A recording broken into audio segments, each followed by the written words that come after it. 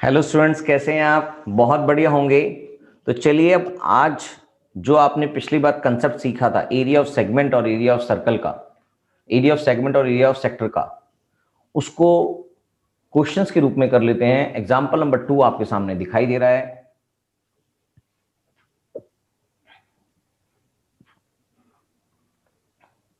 Example number 2 कहता है find the area of the sector of a circle with radius 4 centimetre.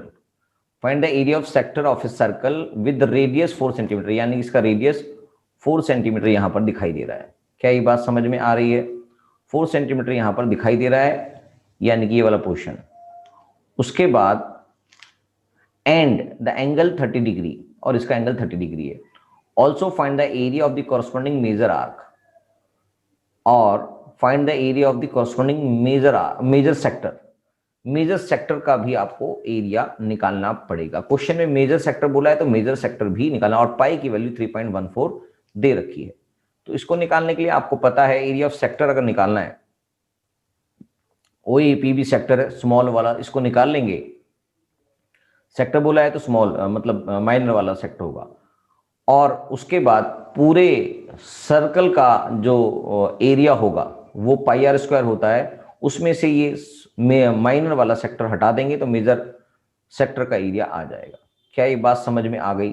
तो बस इसको कर देते हैं, मुश्किल नहीं है question. Example number 2,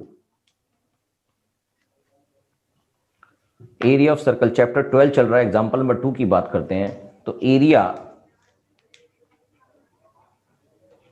of sector,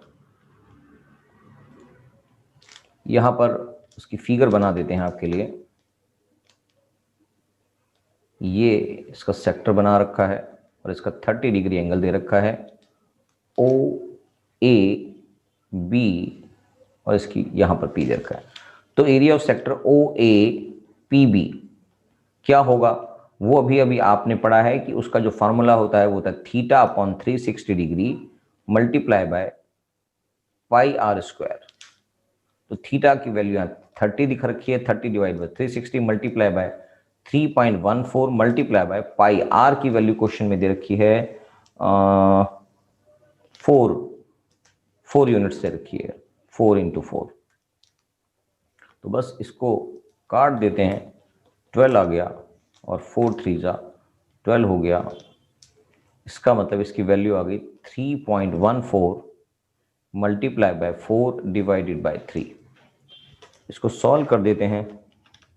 3.14 multiply bye 4 divide by 3, तो इसकी वैल्यू हो जाएगी 4.1188866। तो मैं इसको अप्रॉक्स लिख देता हूँ 4.19 सेंटीमीटर में क्वेश्चन गिवन है यूनिट इसकी। तो यानी कि एरिया ऑफ सेक्टर आ गया 4.19 सेंटीमीटर स्क्वायर। तो ये किसका है? ये माइनर सेक्टर की बात हो रही है। सेक्टर बोलेंगे तो सिर्फ माइनर सेक्टर ही लिखा जाएगा, ये मैंने आपको पहले ही बता रखा है। तो अगर हम बात करें area of major sector, area of major sector, यहां पर अगर मैं इसको कोई भी नाम दे देता हूं, से Q दे देता हूं, तो एरिया ऑफ मेजर सेक्टर बन जाएगा AQOAQB। ये भी क्या कहलाएगा? Area of circle, area of circle minus area of minor sector OAPB। Correct. तो बस एरिया ऑफ सर्कल होता है πr² और एरिया ऑफ माइनर सेक्टर है 4.19 सेंटीमीटर स्क्वायर। निकाल लिया था हमने, तो ये आ गया 3.14।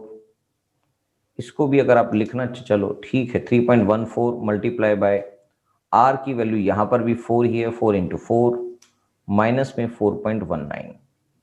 तो बस इसको सॉल्व कर देते हैं और आपका आंसर आ जाएगा।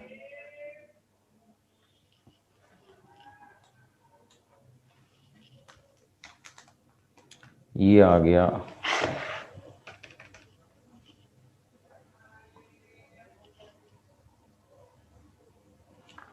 अच्छा,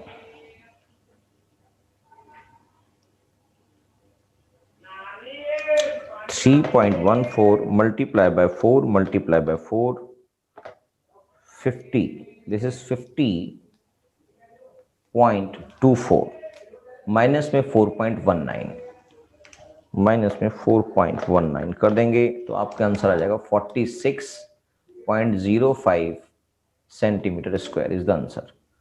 क्या बात समझ में आ गई है? हाँ सर समझ में आ गई है।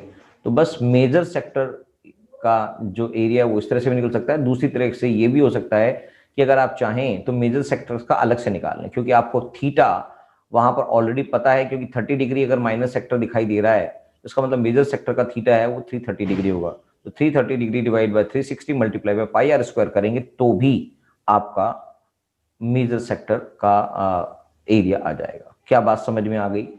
हाँ सर ये बात भी समझ में, यानी कि अगर मैं इसको दिखा दूं एरिया ऑफ मेजर सेक्टर,